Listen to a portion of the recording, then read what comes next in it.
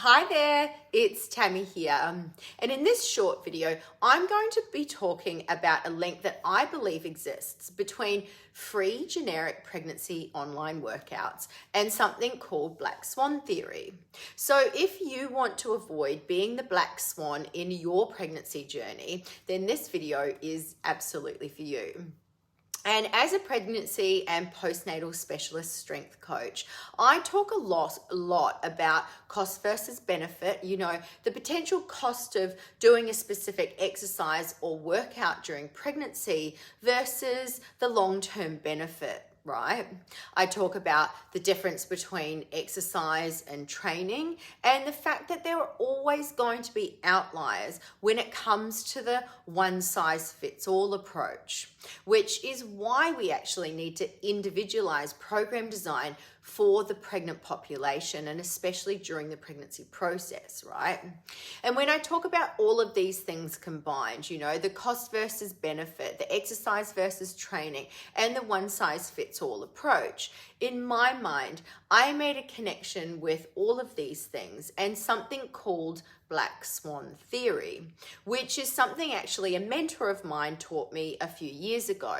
Because you know what, mentors, coaches, guides, whatever you'd like to call them, that's what they're great at. They're fantastic at doing that. They do so much of the legwork for you. They do all of the research, and then you get to reap all the rewards. You get all of the benefits of their hard work.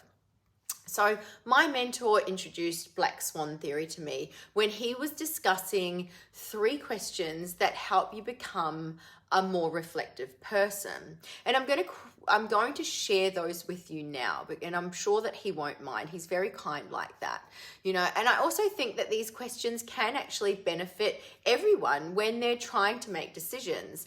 And as I'm pretty sure there are many, many, many decisions to be made during pregnancy. So I actually thought sharing them might be helpful for you.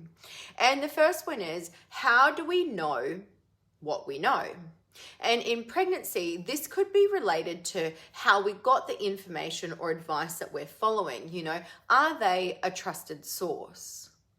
The second one was, does the past help predict the future? Now, even though no 2 pregnancies are ever the same, this could even be related to looking at your previous pregnancy. It could be doing things like looking at your mother's pregnancy or even your mother-in-law's pregnancy. It could also actually relate to things like injuries, like what injuries have you got that might flare up and affect your pregnancy in later stages, or what injuries might affect your ability to exercise throughout your pregnancy journey. Or things like how your previous exercise history can shape your pregnancy and postnatal journey. And lastly, why do we never expect unexpected events? And relating this specifically to exercise and pregnancy, this could actually be a wide range of things, right? But things like pelvic girdle pain, upper back pain, wrist pain, knee pain, and all of the other pains that can happen unexpectedly during pregnancy that then can potentially affect your ability to exercise, certainly spring to mind to me. And the reality is, when it comes to pregnancy, there can be many, many, many unexpected events that happen across your journey, and none of them of which you can predict. Right? Now, my mentor in this example actually went on to give an answer to all 3 of these questions, which I'm going to share with you now. But just a heads up, it's definitely not pregnancy related. So the answer that he gave was, a chicken that expects to be fed every day assumes that it will continue to be fed every day. It starts to firmly believe that humans are kind. Nothing in the chicken's life points to the fact that one day that chicken is sadly going to be slaughtered, right? It's dark, I know, but if anything the last few years of chaos has taught us, or no one saw coming, is that our biggest adversities usually come as a complete surprise to us, because no one saw the last few years coming, that's for sure. And although Black Swan Theory is typically applied to large-scale events no one thought possible, things like, 9/11 and the 2008 financial crisis, and obviously what happened the last couple of years, my question to you is, can Black Swan Theory be applied to exercise during pregnancy? And to answer this, I think I need to actually explain what Black Swan Theory actually is. So the theory was developed by Nassim Taleb, who published a famous book called The Black Swan, The Impact of the Highly Improbable. So he published that back in 2007. And just to be clear, I haven't read this particular book. So my mentor has, and he was extremely good at distilling things down to the 0.8 of things and sharing them with us, to help us understand these concepts.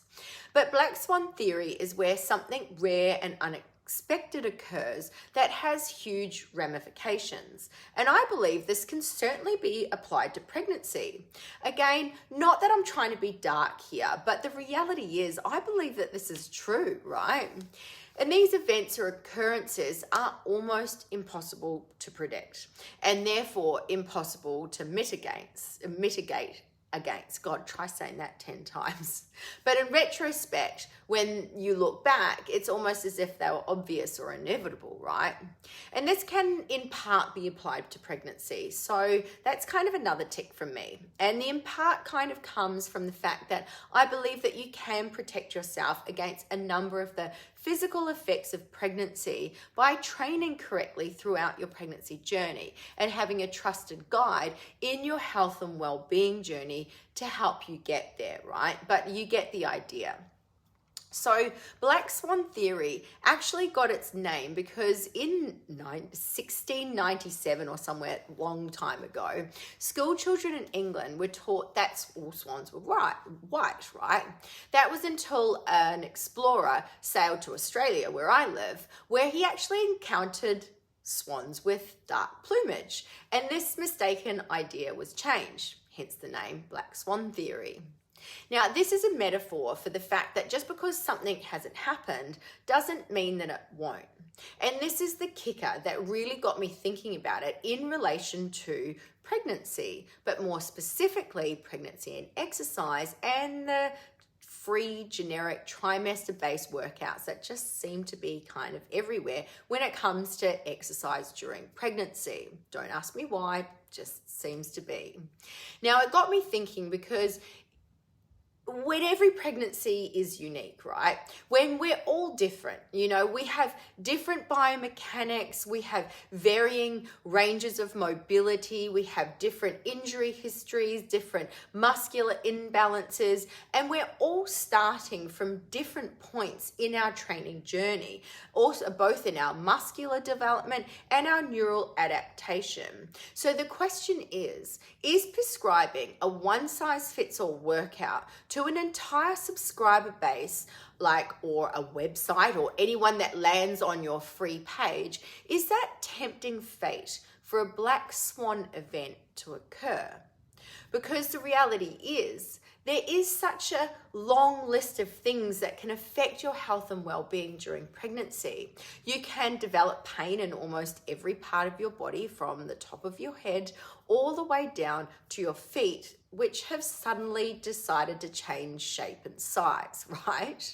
And we're not even going into the other 4 core pillars of health here that I cover in the pregnancy process program. But these also factor, right?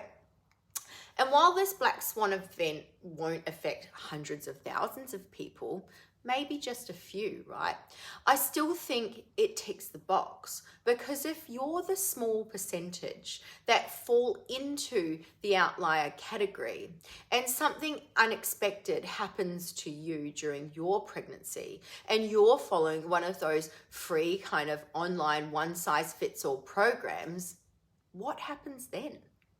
Do you stop exercising? And as I say this, I can refer exactly back to a client of mine who was doing exactly this. following a one-size-fits-all program during her first pregnancy. Now, she developed pelvic girdle pain, so she stopped exercising because the program that she was following was generic. It wasn't able to adapt to her ever-changing needs. Because she didn't have access to a specialist with knowledge to enable her to continue to strength train throughout this period, this actually then developed further, actually to a point where she wasn't even able to get in and out of the shower unassisted. I mean, imagine that. We already know that stopping exercise during pregnancy is less than ideal, right? It's not the right scenario that you want to be doing, given the negative effects of having a sedentary lifestyle during pregnancy.